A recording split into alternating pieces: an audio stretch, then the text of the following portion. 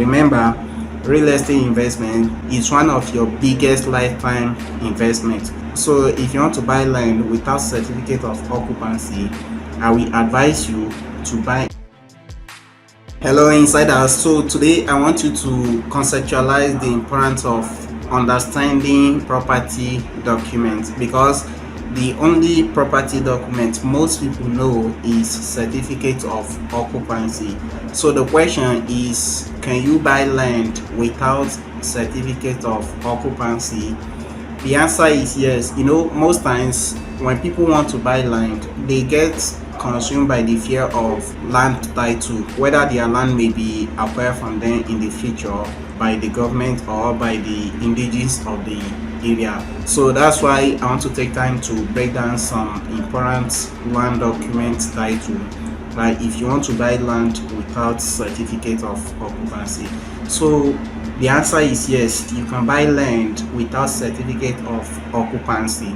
There are different property documents, which if you listen to the first episode of the podcast, I break down 10 important property documents. But in this episode, I want to talk about 6 most important property documents that you can buy land without certificate of occupancy. And the first one is survey plan.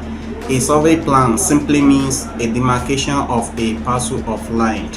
For example, land is always big, so when you buy land, your portion needs to be demarcated for you. So a survey plan is simply a demarcation of a property. It shows where your land begins, where it ends, and all its boundaries. So if a property have a registered survey, you can buy it. Why? Because even if you want to perfect the property document, registered survey is the first property document requirement to certificate of occupancy. Before I go further, I would like to remind you, if you want to buy land with any of these property documents, make sure the land is inside an estate. Why? Because if you buy land from Omonile or the indigenous of an area, it is likely he may decide to resell the same land to another person, which may cause problem, and you don't want to lose your land, you don't want to lose your investment. Remember, real estate investment is one of your biggest lifetime investments. So you don't want to waste all your lifetime savings or all your lifetime effort. You don't want to waste your money and the resources you work so hard for. That's why we treat our clients like a king, because we know what it is to work for this money. So if you want to buy land without certificate of occupancy, I will advise you to buy inside an estate, and I'm going to make an episode about the pros and cons of each, whether to buy inside an estate or outside an estate. So survey plan, registered survey is a very good title. Number 2, deed of assignment, receipt, and contract of sale. A receipt is simply evidence of payment, just like normal receipts. When you buy something, for example, if you buy this, you'll be given a receipt, evidence of payment that before you bought land, you make payments for it. And deed of assignment is simply land documents that shows you are the true owner of a property. And contract of sales is an agreement between the buyer and the seller, usually between the company selling the land to you and you, the buyer. So it's an agreement buying both the seller and the buyer. So registered survey and deed of assignment are both good land title. Number 3 is gazette.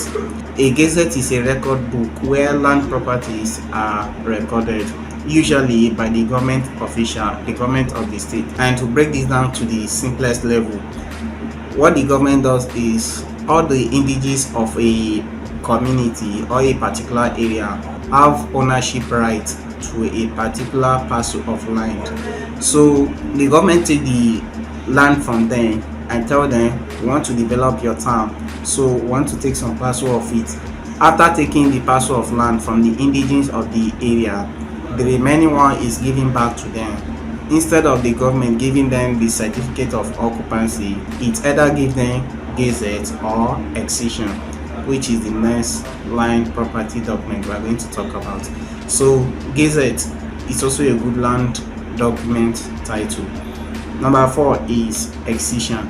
Excision is a property document showing that a particular parcel of land has been released by the government to the original indigenes of an area. After the government takes land from the indigene of the community, the remaining land belonging to the indigenes of the area, the government give it back to them, and the property document is called excision, meaning it is free from any form of government acquisition. So if any land has excision, you can also buy it. And number 5 is freehold. A freehold land simply means a land free from any form of government acquisition or encumbrance. So if a property have a freehold title, it is free from any form of government acquisition or any form of adversity claim. That's the meaning of freehold. And the last most important property document is governor's consent. What governor's consent means is when you buy land with certificate of occupancy and you resell it to someone, the land has changed hands. So governor's consent lets the government know that the land has changed hands. It's a very important document title. Usually governor's consent are applied to apartments and houses.